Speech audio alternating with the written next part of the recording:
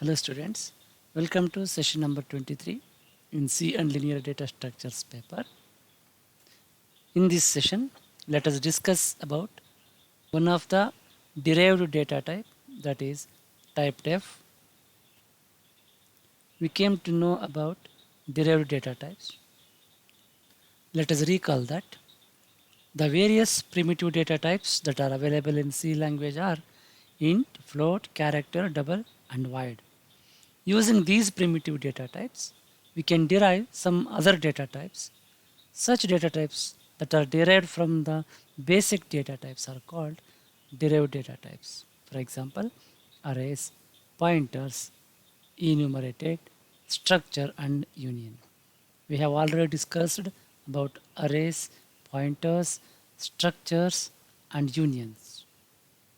Now let us see what is type definition. That is simply known as type def.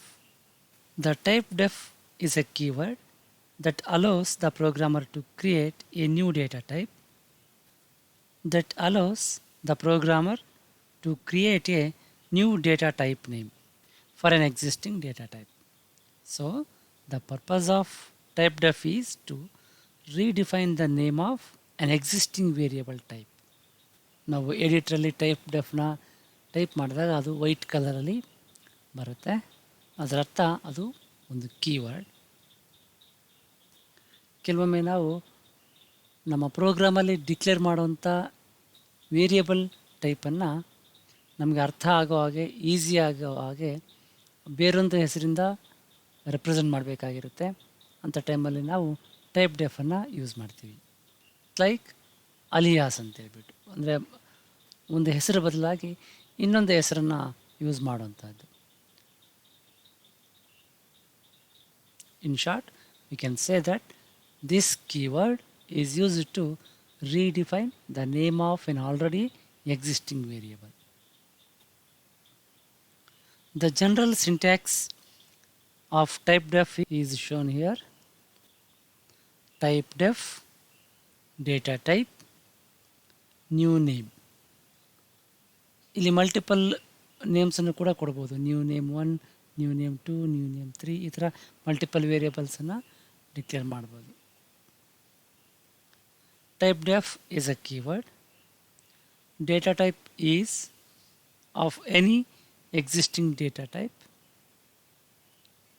This is new name for the existing data type. ಇಲ್ಲಿ ಯಾವ data type ಇದೆ ಅದಕ್ಕೆ ಹೊಸ ನೇಮನ್ನು ಕೊಡ್ತಾ ಇರೋದು. Note that using type def, we are not creating new data types. Instead, we are creating only new name for the existing data type. This new data type name is called user defined data type. For example, consider this type def definition. Type def int marks comma id number. In this example, marks and id number are the new data type names given to the data type int, and these are called user defined data types. ಈ int ಬದಲಾಗಿ new data ಟೈಪನ್ನು use ಮಾಡ್ತಾ ಇದ್ದೀವಿ. ಈ int ಬದಲಾಗಿ ನಾವು ಈ ನೇಮ್ಸನ್ನು use ಮಾಡ್ತಾ ಇದ್ದೀವಿ. Now let us see how to declare the variables using user defined data types. Suppose we want to store marks scored in various subjects in variables subject 1, subject 2 and subject 3, and the identification numbers in the variables S1, S2 and S3. ಅವನ್ನು ಹೀಗೆ declare ಮಾಡ್ಬೋದು. 3 ಸಬ್ಜೆಕ್ಟನ್ನು ಸಬ್ 1, ಸಬ್ 2, ಸಬ್ 3 ಅಂತ integer ಟೈಪ್ನ data ಇದು. ಅದೇ ಥರ integer S1, S2, S3 ಇದರಲ್ಲಿ marks of these subjects, ಇದರಲ್ಲಿ I D numbers of the students. ಹೀಗೆ ಡಿಕ್ಲೇರ್ ಮಾಡಿದ್ದೀವಿ. Using user defined data types, these variables can be declared as shown here, type def int marks comma ID number. ಇಲ್ಲಿ marks ಅನ್ನೋದು ಕೂಡ integer ಅನ್ನೋದಕ್ಕೆ ಹೊಸದಾಗಿ use ಮಾಡ್ತಿರೋವಂಥ name. I D number ಕೂಡ this is also of type integer. ಇನ್ಮೇಲೆ ನಾವು ಈ ಪ್ರೋಗ್ರಾಮಲ್ಲಿ ಮುಂದೆ ನಾವು ಮಾರ್ಕ್ಸ್ ಅಂತ ಯೂಸ್ ಮಾಡಿದ್ರೆ ಅದು ಇಂಟೀಜರ್ ಅಂತ ಅರ್ಥ. ಈ ಇಂಟ್ ಅನ್ನೋದ್ರ ಬದಲಾಗಿ ನಾವು ಈ ನೇಮ್ಸನ್ನು ಯೂಸ್ ಮಾಡ್ತೀವಿ. ಈ ಟೈಪನ್ನು ಈ ಟೈಪ್ ಏನಿದೆ ಅದನ್ನು ಹೀಗೆ ಡಿಫೈನ್ ಮಾಡು ಅಂತ ಅರ್ಥ. ನಾವಿಲ್ಲಿ ಗಮನಿಸ್ಬೋದು, ಮಾರ್ಕ್ಸ್ sub1 sub2 sub3 ಇಲ್ಲೇನು ಡಿಕ್ಲರೇಷನ್ ಇದೆ ಅದ್ರ ಬದಲಾಗಿ ಈಗ ನಾವು ಹೀಗೆ ಡಿಕ್ಲೇರ್ ಮಾಡ್ಬೋದು. ಇಲ್ಲಿ ಮಾರ್ಕ್ಸ್ ಅಂತಂದರೆ ಅರ್ಥ ಅದು ಇಂಟೀಜರ್ ಟೈಪ್ ಅಂತ. ಅದಕ್ಕೆ ನಾವು ಟೈಪ್ ಡೆಫ್ ಕೀವರ್ಡನ್ನು ಯೂಸ್ ಮಾಡ್ತೀವಿ.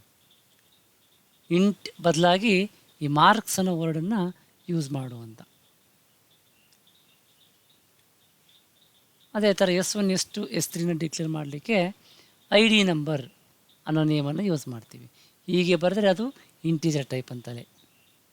ಅದ್ರ ಬದಲಾಗಿ ನಾವು ಈ ನೇಮ್ಸನ್ನು ಯೂಸ್ ಮಾಡ್ತಾಯಿದ್ದೀವಿ ಅಷ್ಟೇ. ಇದು ಮೀನಿಂಗ್ಫುಲ್ ನೇಮ್ಸ್. ನಾವಿಲ್ಲಿ ಇಂಟ್ ಅಂತ ಯೂಸ್ ಮಾಡೋದಕ್ಕಿಂತ ಈ 3 ವೇರಿಯೇಬಲ್ಸು ಮಾರ್ಕ್ಸ್ಗೆ ಸೇರಿದಂಥವು. ಈ 3 ವೇರಿಯೇಬಲ್ಸು ಐ ಡಿ ನಂಬರ್ ನಮಗೆ ಸುಲಭವಾಗಿ ಅರ್ಥ ಆಗಲಿಕ್ಕೆ, ರೀಡಬಿಲಿಟಿ ಇನ್ಕ್ರೀಸ್ ಮಾಡಲಿಕ್ಕೆ ನಮಗೆ ಹೀಗೆ ಡಿಕ್ಲೇರ್ ಮಾಡಿದ್ರೆ ಅನುಕೂಲ ಆಗುತ್ತೆ. ಹಾಗಾಗಿ ನಾವು ಇಂಟ್ ಬದಲಾಗಿ ಈ ನೇಮ್ಸನ್ನು ಯೂಸ್ ಮಾಡ್ತೀವಿ. ನೇಮ್ಸ್ ಮಾತ್ರ ಚೇಂಜ್ ಆಗಿದೆ ಅಷ್ಟೇ, ಫಾರ್ಮ್ಯಾಟ್ ಅದು ಇಂಟೀಜರೇ ಆಗಿರುತ್ತೆ. ಸೊ ಹೀಗೆ ಒಂದು ಡೇಟಾ ಟೈಪನ್ನು ಬೇರೊಂದು ಹೆಸರಿಂದ ನಾವು ಯೂಸ್ ಮಾಡ್ಬೋದು ನಮ್ಮ ಪ್ರೋಗ್ರಾಮಲ್ಲಿ using type def keyword. Usually the user defined data types ಇದಾವಲ್ಲ ಇವೇನು, these will be appear in upper ಕೇಸಲ್ಲಿ ನಾವು ಇವನ್ನ ಯೂಸ್ ಮಾಡ್ತೀವಿ. Actually this alerts the programmer that there is something unusual about the type. ಇನ್ನೊಂದು ಎಕ್ಸಾಂಪಲ್ ಇದೆ, ಇಲ್ಲೇನು ಮಾಡಿದ್ದೀವಿ ನೋಡಿ, type def unsigned int unit. ಇಲ್ಲಿ ಒಂದು ಡೇಟಾ ಟೈಪ್ ಇದೆ ಅನ್ಸೈನ್ಡ್ ಇಂಟ್. ಇದು ಒಂದು ವೇರಿಯೇಬಲ್. ಇದು ನ್ಯೂ ನೇಮ್. ಎಲ್ಲೆಲ್ಲಿ ನಾವು ಅನ್ಸೈನ್ಡ್ ಇಂಟ್ ಅಂತ ಯೂಸ್ ಮಾಡಬೇಕಾಗಿದೆಯೋ ಡೇಟಾ ಟೈಪ್, ಅದ್ರ ಬದಲಿಗೆ ನಾವು ಯೂನಿಟ್ ಅಂತ ಯೂಸ್ ಮಾಡಬಹುದು ಇನ್ಮೇಲೆ ಅಂತ. That is what type defining. ಈ ಟೈಪನ್ನು ಹೊಸದಾಗಿ ಡಿಫೈನ್ ಮಾಡ್ತೀವಿ ಹೊಸ ನೇಮಿಂದ.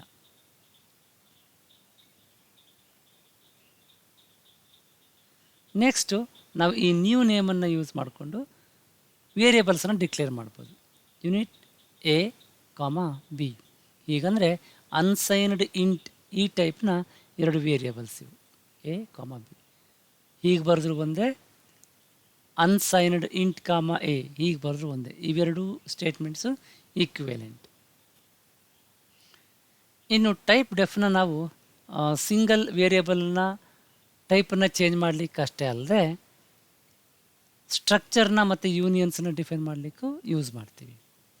ಟೈಪ್ ಡೆಫ್ ಸ್ಟ್ರಕ್ಟ್ ಇದು ಸಿಂಟ್ಯಾಕ್ಸ್.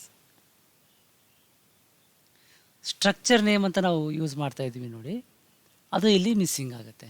ನಾವು ಟೈಪ್ ಡೆಫ್ನ ಯೂಸ್ ಮಾಡಿದಾಗ ಸ್ಟ್ರಕ್ಚರ್ ನೇಮ್ ಅದನ್ನು ಬಿಡ್ತೀವಿ. ಸ್ಟ್ರಕ್ಚರ್ ನೇಮನ್ನು ಕೊನೆಗೆ ಇಲ್ಲಿ ಮೆನ್ಷನ್ ಮಾಡ್ತೀವಿ. ಅಂದರೆ ಅರ್ಥ ಈ ಸ್ಟ್ರಕ್ಚರನ್ನು ಹೀಗೆ ಡಿಫೈನ್ ಮಾಡುವಂತ. ಟೈಪ್ ಡೆಫ್ ಸ್ಟ್ರಕ್ಟ್ ಇದು ಮೆಂಬರ್ 1 ಮೆಂಬರ್ 2 ಮೆಂಬರ್ 3, ಕೊನೆಗೆ ಟೈಪ್ ನೇಮ್. ಇಡೀ ಸ್ಟ್ರಕ್ಚರನ್ನು ಈ ನೇಮಿಂದ ಗುರುತಿಸುವಂಥ.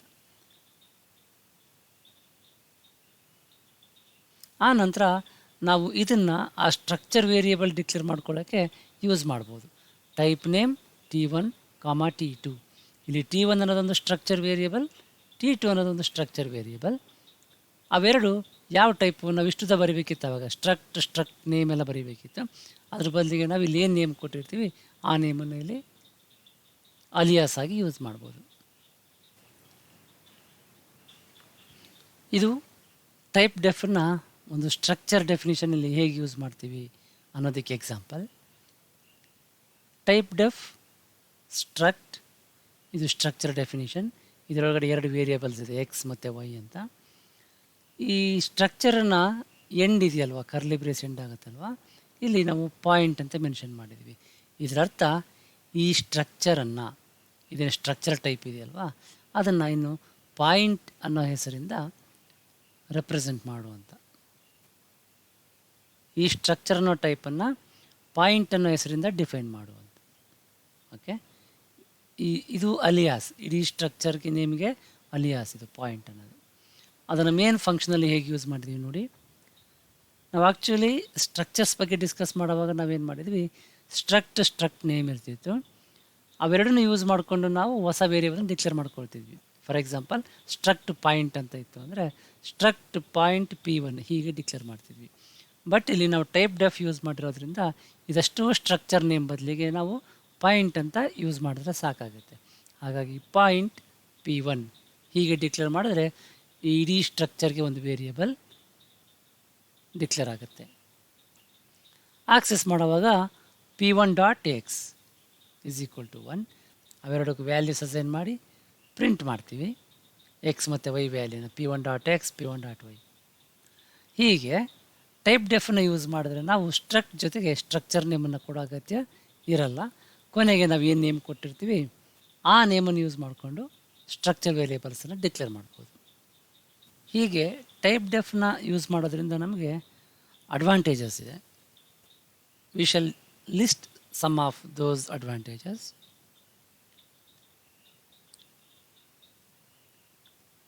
Type def provides a meaningful way of declaring the variables.